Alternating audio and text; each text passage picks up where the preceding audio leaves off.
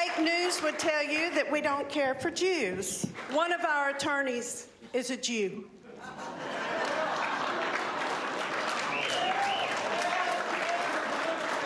We have very close friends that are Jewish and rabbis, and we also fellowship with them.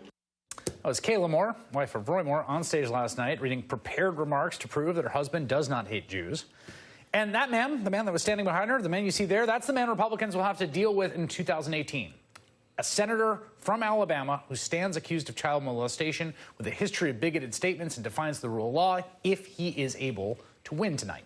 Even though it remains to be seen how establishment Republicans will deal with Senator Roy Moore, 61% of Americans want the Senate to expel Roy Moore if he wins. Even 45% of Republicans agree. With me now is Rick Wilson, Republican strategist, and Jason Johnson, MSNBC political analyst, professor at Morgan State University. And Rick, let me start with, right now it appears to be it's very early, but basically in the dead heat-ish range. Too early to call is the official characterization. You've got some benchmarks that are being hit by each side.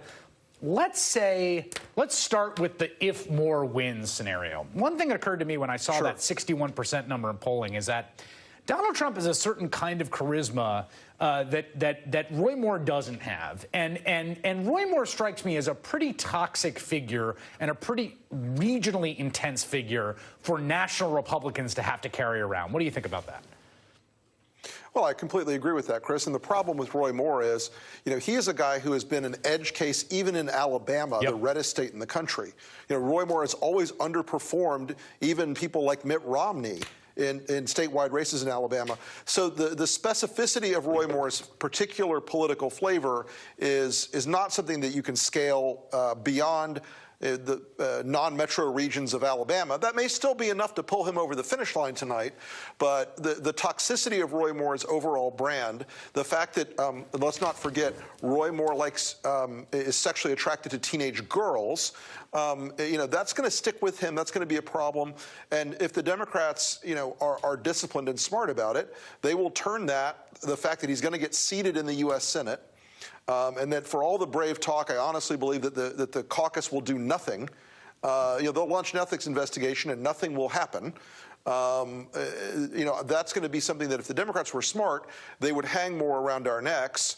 And if Roy Moore's smart, he will he'll play his little game with Steve Bannon and make himself into a star of the new right and further poison and destroy the Republican brand. Yeah, he's got every incentive to perform quite a bit. One of the things that happens in a race like this is a reminder of what the racial politics of the South look like and how intense they are and how sort of racial and partisan lines have sort of lined up. And what it brings you to, it seems to me, is that if Roy Moore's your nominee, you can actually send him to the U.S. Senate because of how that structure works. Right. We just saw this in Atlanta, right? People will cross-party for race all the time. And so Roy Moore is somebody who is going to benefit from the fact that not only have Democrats not broken over 40% in the state, running statewide in almost 20 years, but also the fact that you have a tremendous amount of voter ID, voter suppression, the places that, I've been seeing reports on Twitter and talking to people who are reporting from the root that areas that are primarily black voter areas have fewer voting machines. I mean, all these different structural and cultural dynamics come into play. We should say it is statistically the case that there are about 300 more voters per precinct in predominantly black precincts in Alabama than in white precincts. Yes. And with fewer and fewer machines. All that being said, though, what's been interesting is, what I've been reading is that there's a lot more effort in this race because people actually believe there's a chance here. The NAACP is making more phone calls this year than they did in 2016. They figured they were a lost cause in 2016. The NAACP has spent more money in putting people on the ground this year. So you could see a change. I don't necessarily think it'll lead to him not winning. Well, there's also that question about that 30% number. I mean, 30% black electorate is a number that not a lot of people were bandying about before the end of the night. We don't know if that's definitive. So, Rick, let's go the flip side. I mean, I remember I was in Washington, D.C. covering the White House for The Nation magazine the morning after Scott Brown won.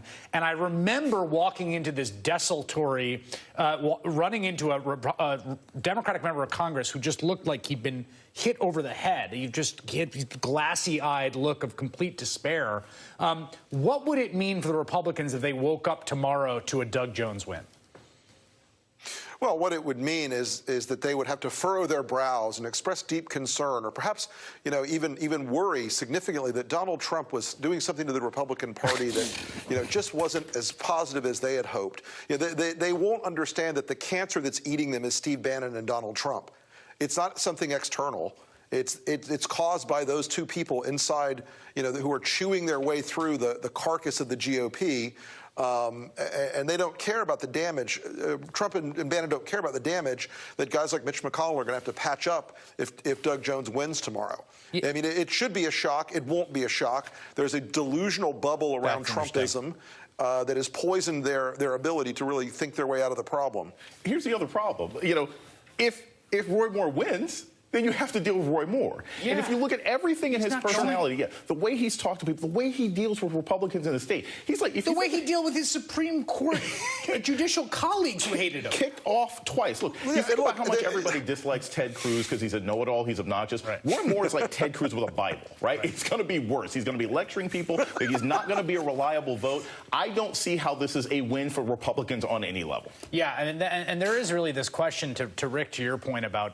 We're seeing the same dynamics that made Donald Trump president of the United States by first making him the Republican Party nominee at play in this race in Alabama. And the open question tonight is whether this is the bridge too far. Even the Republican voters of Alabama, the state Donald Trump won by 30 points, cannot bring themselves to send Roy Moore to the United States Senate. Rick Wilson and Jason Johnson, thank you for joining us.